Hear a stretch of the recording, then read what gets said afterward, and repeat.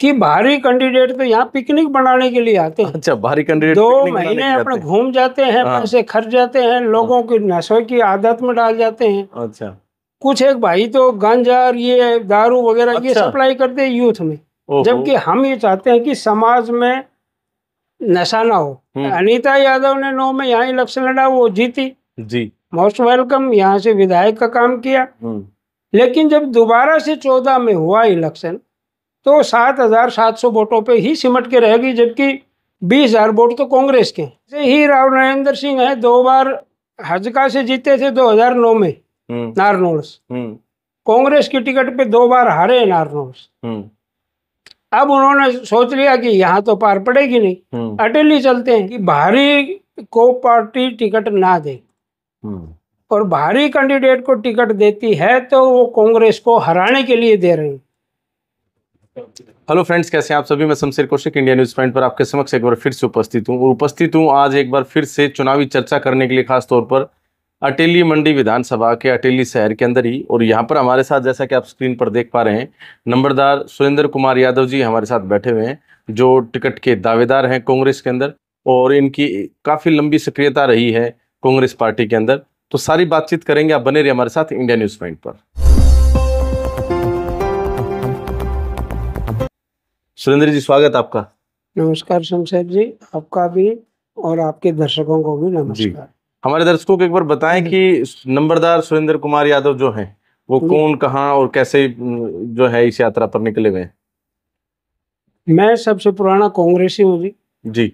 मेरे को 25 साल हो गए संघर्ष करते करते, और 25 साल से मैं टिकट मांग रहा हूँ। अच्छा, 25 साल से टिकट मांग रहे हैं? कंटिन्यू मांग रहा हूँ जी। 2000 में मांगी, 2005 में मांगी, 2009 में मांगी, 2014 में मांगी, 2019 में मांगी जी, लेकिन नहीं मिली। तो भी अपन ने पार्टी में रहे, और पार्टी के साथ मैं 13 साल से निवर्तमान जिलाध्यक्ष भी हूँ। अच्छा, मेरे बाद में कोई नहीं बना है। हाँ, तो निवर्तमान हो गया, सही है। 5 साल में प्रदेश महासचिव भी रहा हूँ, उससे पहले 5 साल में जिला उपाध्यक्ष भी था।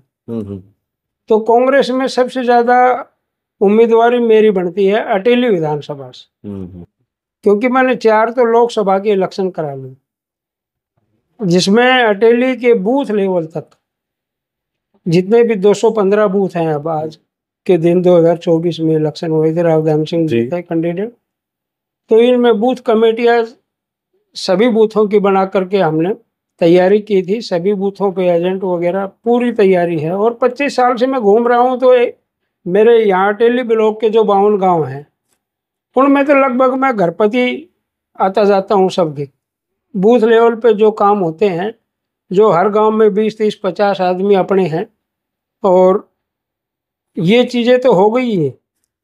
अब यहाँ चल रहा है कि भाई बाहरी कैंडिडेट लोग इतने लगा रहे हैं। ये बड़ी संख्या में, मतलब है ना, टिकट के दावेदार है, जिसमें बाहरी वाला मुद्दा भी आपने एक प्रेस कॉन्फ्रेंस करी जी किया था, उसमें भी किया था। और मैं आज भी आपके माध्यम से फिर कहना चाहूंगा जी कि बाहरी कैंडिडेट तो यहाँ पिकनिक बनाने के लिए आते हैं। अच्छा, बाहरी कैंडिडेट 2 महीने अपने घूम जाते हैं, पैसे खर्च जाते हैं, लोगों की नशे की आदत में डाल जाते हैं। अच्छा, कुछ एक भाई तो गांजा और ये दारू वगैरह ये सप्लाई करते हैं यूथ में, जबकि हम ये चाहते हैं कि समाज में नशा ना हो। युवा पीढ़ी तो हमारी बिगड़ रही है, सही बात है। दुख तो हमें होगा, बाहर वाले तो चले जाएंगे। बिल्कुल जायज बात। तो पिकनिक मनाने आते हैं और नशा सिखा के चले जाते हैं, नशा सिखा के चले जाते हैं। और जो बाहरी कैंडिडेट हैं और भी कई चीजें करते हैं, लेकिन उनका राइट ही नहीं बढ़ता। यहाँ ये 3 महीने सीजनेबल आते हैं, वो इलेक्शन टाइम पे 3 महीने लगा लो, 4 महीने लगा लो। अब बात आ गई भाई, हमारे से सीनियर्स जो नेता उसमें है, अनीता यादव है हमारे यहाँ से, राव नरेंद्र सिंह है, बिल्कुल है। अनीता यादव ने 9 में यहाँ इलेक्शन लड़ा, वो जीती जी, मोस्ट वेलकम, यहाँ से विधायक का काम किया। लेकिन जब दोबारा से 14 में हुआ इलेक्शन तो 7,700 वोटों पे ही सिमट के रहेगी, जबकि 20,000 वोट तो कांग्रेस के जी। तो पब्लिक नाराज थी, जब ही तो ऐसा हुआ। ऐसे ही राव नरेंद्र सिंह है, 2 बार हजका से जीते थे 2009 में नारनौल। कांग्रेस की टिकट पे 2 बार हारे नारनौस। अब उन्होंने सोच लिया कि यहाँ तो पार पड़ेगी नहीं, अटेली चलते हैं। तो जब हमने यहाँ इतनी साल से संघर्ष करके दरी बिछा करके सब नेताओं को बुला करके यहाँ माहौल बनाया, उसको बिगाड़ने के लिए बाहर के लोग आ गए। सही बात। अब देखो ज्यादा भी नहीं तो इनके भी आदमी तो 2-4 होते ही हैं। तो कम से कम वो तो खराब करेंगे कांग्रेस को। तो एक तो मेरा सबसे पहला मुद्दा तो यही है कि बाहरी को पार्टी टिकट ना दे, और बाहरी कैंडिडेट को टिकट देती है तो वो कांग्रेस को हराने के लिए दे रहे हैं। क्षेत्रीय हम 15 आदमी क्षेत्रीय हैं, 12 बाहर वाले हैं। बाहर वालों में भी 2-3 आदमी मेरे को दिल्ली मिले थे, लोला भाई नमटदार साहब, हमने तो लगा दिए थे फार्म, और आप कभी आगे प्रेस कॉन्फ्रेंस सारे करो तो हमें बुलाना, हम बाहर वाले भी आपका समर्थन करें। चलो, डॉक्टर अनिल है और हाँ जी काफी लोग होंगे। हाँ जी। अच्छा, अटेली जो है ना, कई बार हम जब अभी जैसे गांव में घूमते हैं कवरेज के दौरान, बहुत सारे लोग कहते हैं कि अटेली को अपना हक नहीं मिला है, यहाँ जो विकास होना चाहिए था वो विकास नहीं हुआ है। बिल्कुल सही बात है। अटेली को कनीना से पहले हमारी तहसील थी अटेली जी, उप तहसील, इसको उपमंडल नहीं बनाया। दूसरा, यहाँ कोई खेल का, युवाओं के लिए खेल का कोई स्टेडियम नहीं है। 10 साल हो गए इनको। बीजेपी ने झूठे झांसे दिए और जुमले दिए कि 15 लाख देंगे और 2 करोड़ नौकरियां देंगे साल में, जिसमें हमारे जिले में भी कुछ बातें आती, लेकिन इन्होंने कुछ नहीं किया सिवाय एक डी ग्रुप की। ऑफिसर भी, एसडीओ भी जो लगाए 27 इन्होंने, वो तो हरियाणा के नहीं लगाए, गुजरात के लगाए सारे। तो यहाँ तो हरियाणा के लगने चाहिए, चलो हमारे ना लगे, दूसरी जगह के लगे, और जिले के लगे या एरिया के लगे जी। तो यहाँ विकास मतलब वहाँ नहीं। सिर्फ एक ये टोल रोड जरूर बने हैं, चाहे उसमें 152D भी आ गया, चाहे 111 भी आ गया। ये प्रोजेक्ट पास थे ये कांग्रेस के टाइम से। अच्छा, और ये बने यहाँ पे, इसमें आपने मेंशन किया टोल रोड, मतलब इन पे चढ़ते टोल लगता है। अब हमारे तो नजदीक है, इधर जाएं तो भी, उधर जाएं तो भी, सब जगह जाओ 150-200 रुपए दो जी चलने के लिए। सही बात है। अब यहाँ से रेवाड़ी काठवाड़ जाते हैं तो भी उतना पैसा लगता है, चौधरी जाओ तो नांगल चौधरी लगते हैं तो 200-250 लगते हैं, महेंद्रगढ़ जाते हैं तो लगते हैं, तो लगते हैं। सही बात है। और बेसिकली तो ये अटेली से महेंद्रगढ़ का जो हमारा रोड है वो आज उसमें खड्डे पड़े हैं सारे में, आदमी चल नहीं सकता। ये विकास की बात करते हैं, कहाँ विकास है। अच्छा, एक उपमंडल की बात आती रहती है कि उपमंडल बनना चाहिए, बिल्कुल जायज है। हमारा उपमंडल क्या, हमारी मांग है, काफी सालों से चली हुई है। जब अनीता ने कनीना को उपमंडल बनवाया उस समय भी हमारी मांग ये थी कि भाई आप उसको बनाओ, हमें उस चीज से कोई एतराज नहीं, लेकिन हमारा भी उपमंडल बनना चाहिए। तो उपमंडल की मांग भी जायज है। अगर आप कुछ मतलब जैसे मान लीजिए टिकट मिल जाती है, कांग्रेस की टिकट आपको मिल गई, फिर आप चुनाव लड़ते हैं और आप जीत भी जाते हैं जी, तो आप इन चीजों पर फोकस करेंगे? बिल्कुल फोकस करेंगे। एक तो सबसे पहले तो युवाओं के लिए खेल का स्टेडियम, कहीं भी जहाँ भी जगह होगी, जहाँ भी पंचायत देगी, जो भी होगा उससे एक तो खेल स्टेडियम बनवाने का प्रयास रहेगा। धरना देना पड़ रहा है यहाँ पर युवाओं को खेल स्टेडियम के लिए? बिल्कुल देना पड़ रहा है। हमने कोई सुन ही नहीं रहा। ये सरकार तो अंधी बहरी सरकार है। देखो, आंगनवाड़ी वाले वो धरना दे रहे हैं, कच्चे कर्मचारी वो धरना दे रहे हैं, सरपंच गए उनके लठ मारे, किसान गए उनके लठ मारे। मतलब ये सरकार तो हट्टी किस्म की है, हट धर्मी कर रही है। कहीं पर भी इन्होंने पब्लिक के साथ तालमेल करके काम नहीं किया। तो ये सरकार जो काम नहीं कर रही है, इसमें आपने अभी खेल स्टेडियम का जिक्र किया जी। हमारे यहाँ अभी जैसे ओलंपिक हुए हैं तो हमारे यहाँ पर हरियाणा का नाम बहुत ऊंचा है मेडल्स लाने में जी। मेडल्स हरियाणा में आते तो हैं, लेकिन उस हरियाणा में आते, वो मैं इस हरियाणा में तो आते ही नहीं है। उधर खेल स्टेडियम वगैरह है जिले वाइज, हमारे जिले में कोई बड़ा खेल स्टेडियम या कोच वगैरह नहीं है जिससे कि बच्चे आगे जा सके। तो मतलब ये जो असुविधा है उस वजह से ये प्रॉब्लम है। जी जी, हमारे क्षेत्र के अंदर टैलेंट तो है, लेकिन उसको टैलेंट तो है हमारे क्षेत्र, निखार नहीं पाते हम। क्यों नहीं निखार पाते? दूर जा नहीं जा आप पाते जगह ही नहीं है कोई ऐसी जहाँ पर मान लीजिए बच्चा जाके प्रैक्टिस करे। बच्चे दूर जा नहीं पाते, हाँ। और इस वजह से हमारे यहाँ कमी रह जाती है इस चीज में। अच्छा, अटेली विधानसभा के अंदर एक बड़ी लंबी लिस्ट आती है, चाहे बीजेपी की हो चाहे कांग्रेस की हो। यहाँ पर ये क्षेत्रीय विधायक का भी एक वो रहता है कि क्षेत्रीय आना चाहिए, क्षेत्रीय आना चाहिए, इस पर क्या जी, इस पे ये है ना जी, बाहर वाले जो आते हैं ना, ही तो वो यहाँ की मूलभूत असुविधा हैं, उनको समस्याओं को आप वो समझ नहीं पाएंगे।